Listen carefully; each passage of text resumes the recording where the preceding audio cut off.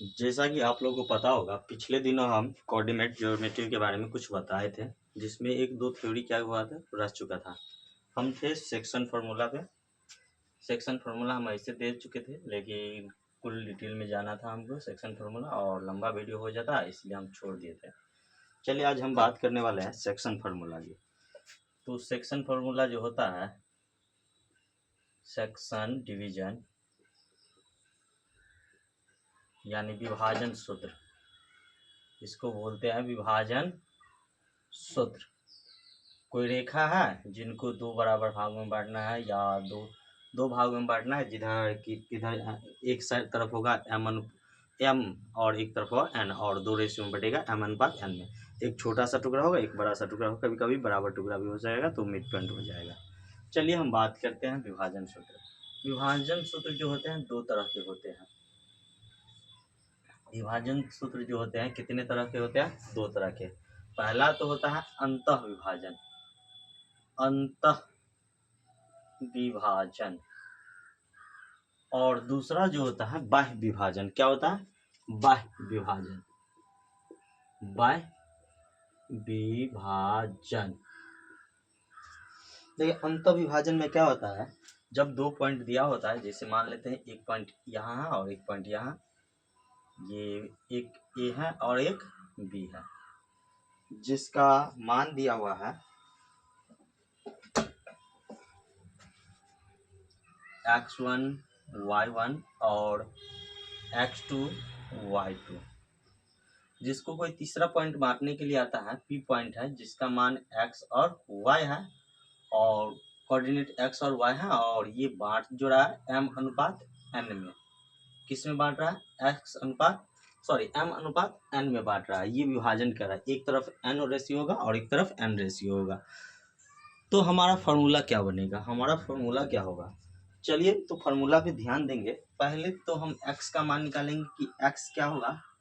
तो ऑलवेज हमेशा m टकराएगा x वाले से, तो x2 यानी कि m जो टकराएगा हमेशा 2 वाले से, यानी x2 y2 से, और n जो है हमेशा जो टकराएगा x1 y1 से।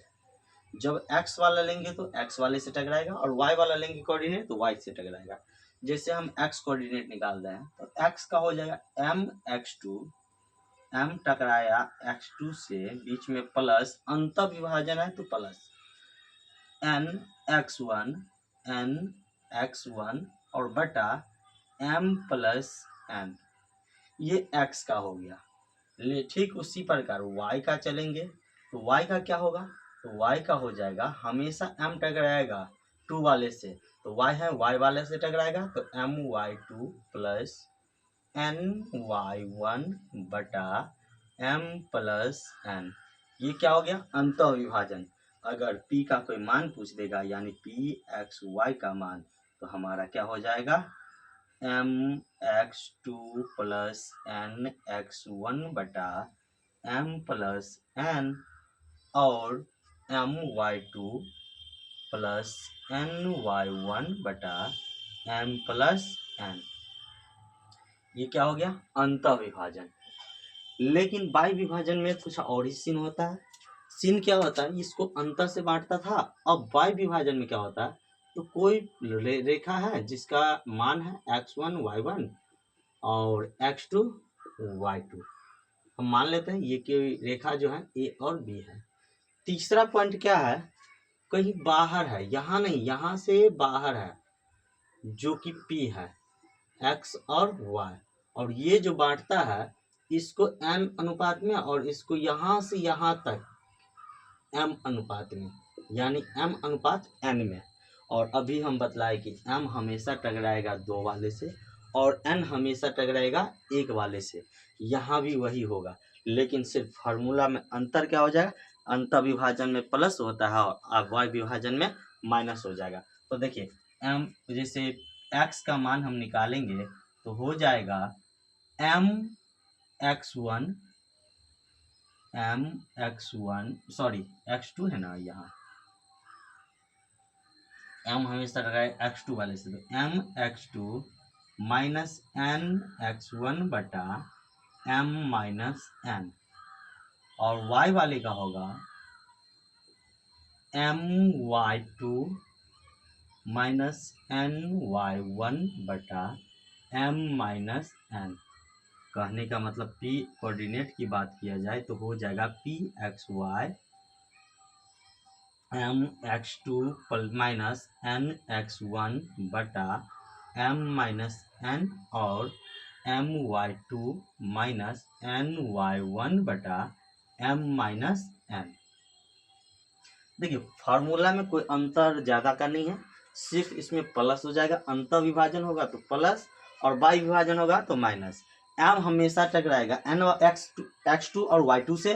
अगर x का मान निकाले हैं तो x वाले से टकराएगा, m टकराएगा x2 से और n टकराएगा x1 से। इसमें भी आप देख सकते हैं x वाला है तो x से टकरा रहा है, y वाला है तो y से टकरा रहा है। m हमेशा टकरा रहा है y मतलब 2 वाले से और n टकरा रहा है 1 वाले से। इसके बाद हम बात करने वाले हैं संरेखी के बारे में। चलिए संरेखी और त्रिभुज का क्षेत्रफल के बारे में बात कर लेते हैं।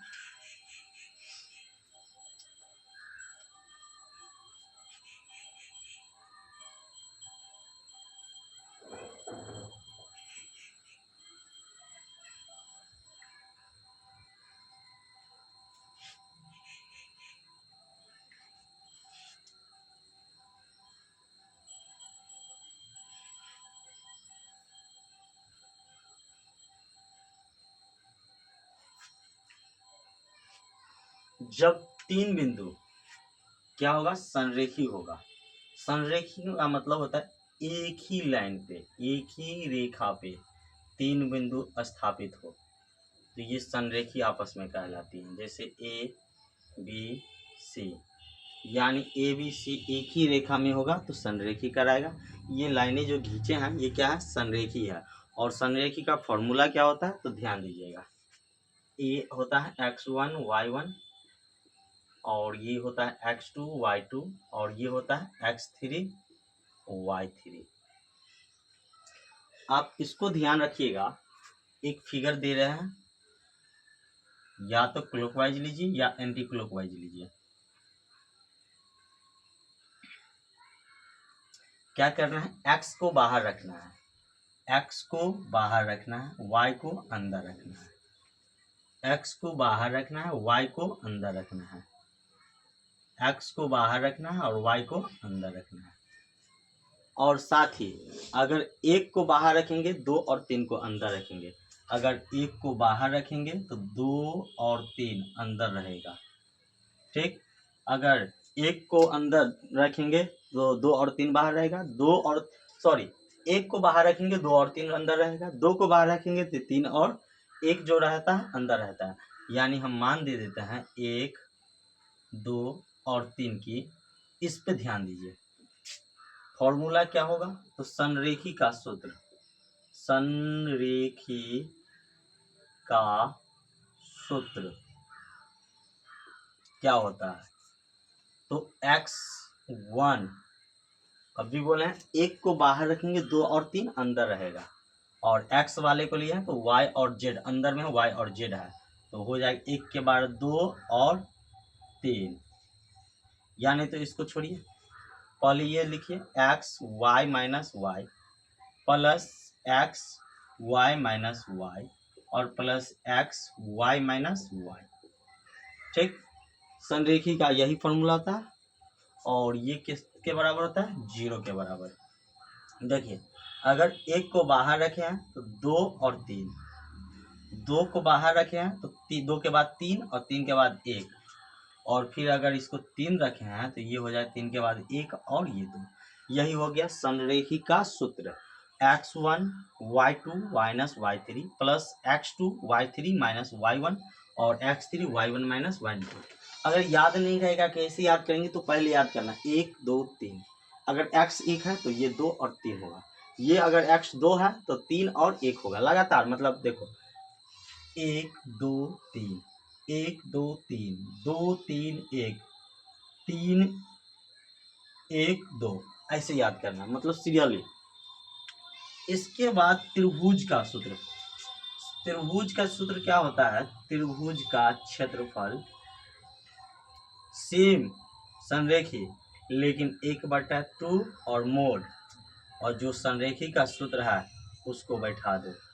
y2 minus y3 plus x2 y3 minus y1 और plus x3 y1 minus y2, और यही हो जाएगा त्रिभुज का क्षेत्रफल यानी 1/2 गुने संरेखिका सूत्र, लेकिन बराबर में 0 नहीं।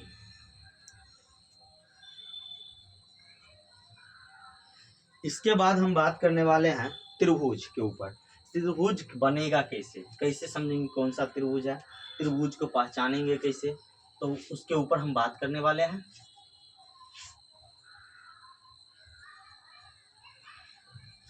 बस हमारा वीडियो आपको अच्छा लगता है तो हमारे वीडियो को लाइक कीजिए, कमेंट कीजिए और शेयर जरूर कीजिए। त्रिभुज की पहचान, त्रिभुज की पहचान। अगर क्षेत्रफल बोलेगा तो हम तो फॉर्मूला पे निकाल देंगे, क्षेत्रफल बनेगा तो कुछ ना कुछ मान आएगा, नहीं बनेगा तो क्षेत्रफल 0 होगा।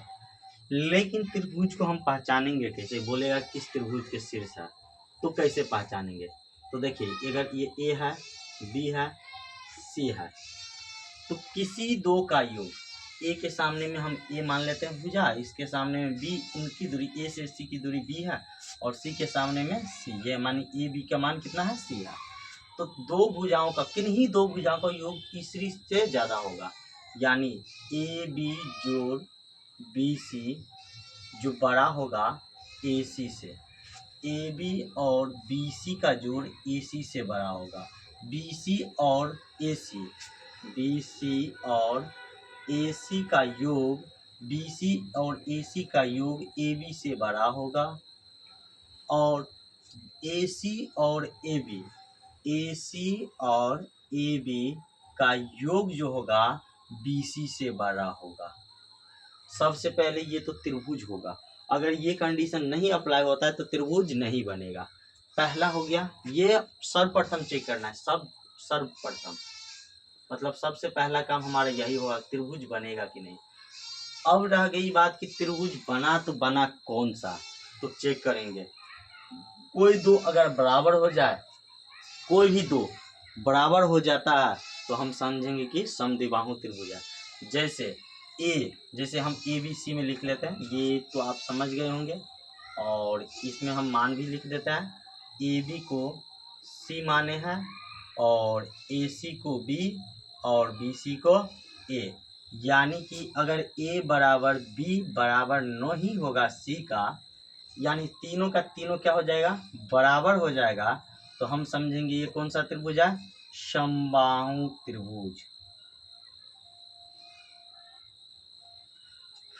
पहला तो ये चेक करना ही होगा सब में। इसके बाद का है ये, इसके बाद ए अगर बराबर बी का और सी नहीं बराबर होगा, या ए बराबर सी का बी बराबर नहीं होगा, या बी बराबर सी का और ए बराबर नहीं होगा, अगर ये तीनों में से कोई आता है तो हम अप्लाई करेंगे कि समद्विबाहु त्रिभुज। इसके बाद अगर ए बराबर नोट बराबर B not C, A B के बराबर नहीं होगा, बी सी के बराबर नहीं होगा, तो इस त्रिभुज को हम विषमबाहु त्रिभुज बोलेंगे। कैसा त्रिभुज बोलेंगे दोस्त, विषमबाहु त्रिभुज, यानी जिस त्रिभुज की एक भी भुजा बराबर लंबाई की नहीं होगी तो विषमबाहु त्रिभुज। इसी में कभी कभी क्या होता है तो समकोण त्रिभुज आ जाता है, तो कैसे समझेंगे कि समकोण त्रिभुज है या नहीं। अगर समकोण त्रिभुज है या नहीं तो कैसे समझेंगे, तो देखिए किन्हीं दो का स्क्वायर तीसरे के बराबर हो जाता है, किन्हीं दो का स्क्वायर तीसरे के बराबर हो जाता है, किन्हीं दो का स्क्वायर का योग तीसरे के योग के बराबर, तीसरे के बराबर हो जाता है, तो समझेंगे कौन सा त्रिभुज है, समकोण त्रिभुज। ये कौन सा त्रिभुज होगा दोस्त, समकोण त्रिभुज।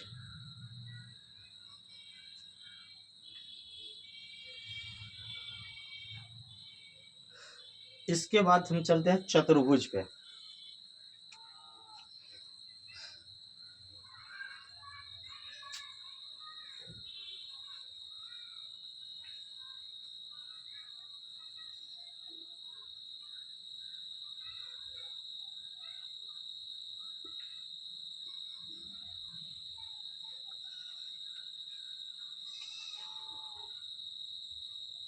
चतुर्भुज की पहचान, यानी चतुर्भुज को हम कैसे पहचानेंगे। तो मान लेते हैं कोई चतुर्भुज है ए बी सी डी, और ये हो गया। जब हम निकालेंगे, अगर क्षेत्रफल बोला जाएगा तो चतुर्भुज को दो भागों में बांट देंगे, ए बी सी में और ए डी सी में। जरूरी नहीं है कि ए बी डी में भी बांट सकते हैं और बी सी डी में भी बांट सकते हैं, और दोनों को जोड़ देंगे तो हो जाएगा चतुर्भुज का क्षेत्रफल। लेकिन कौन सा चतुर्भुज है उनकी बात की जाए तो चेक करेंगे। सब प्रथम ए बी जो है बी सी के बराबर, बी सी जो है सी डी के बराबर और सी डी ए डी के बराबर है। अगर ये चारों के चारों हो जाते हैं और विकर्ण ए सी और बराबर बी डी का हो जाता है, यानी विकर्ण भी बराबर हो जाते हैं, और चारों भुजा आपस में बराबर और विकर्ण बराबर हो जाएंगे, तो समझेंगे ये क्या है, वर्ग है। ठीक उसी प्रकार अगर सभी के सभी भुजा आपस में बराबर हो जाते हैं और साथ ही विकर्ण आपस में बराबर नहीं होते हैं, तो हम समझेंगे समचतुर्भुज। समचतुर्भुज। और इतना ही नहीं, अगर आमने सामने की भुजा बराबर ए बी जो होगा ए बी सी डी के बराबर तथा B D A B C D के बराबर और ए डी बी सी के बराबर, इतना ही नहीं और विकर्ण भी बराबर ए सी बराबर बी डी, तो हम समझेंगे ये क्या है, आयत है। क्या है, आयत है। और इतना ही नहीं, अगर आमने सामने की भुजा बराबर भी हो और तथा विकर्ण बराबर न हो, जिसमें ए डी और बी सी निकालेंगे और ए सी और बी डी भी निकालेंगे, लेकिन ए सी और बी डी बराबर नहीं होगा, तो हम इसको आयत नहीं बोलेंगे, फिर क्या बोलेंगे, समांतर चतुर्भुज। क्या बोलेंगे, समांतर चतुर्भुज के शीर्ष हैं।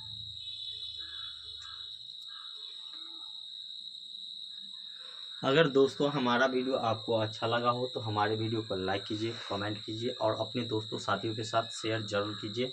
अगर हमारे चैनल पर नए हैं तो हमारे चैनल को सब्सक्राइब जरूर कीजिए, ताकि ऐसा ही फुल डिटेल के साथ आप लोगों के साथ वीडियो आता रहेगा। धन्यवाद।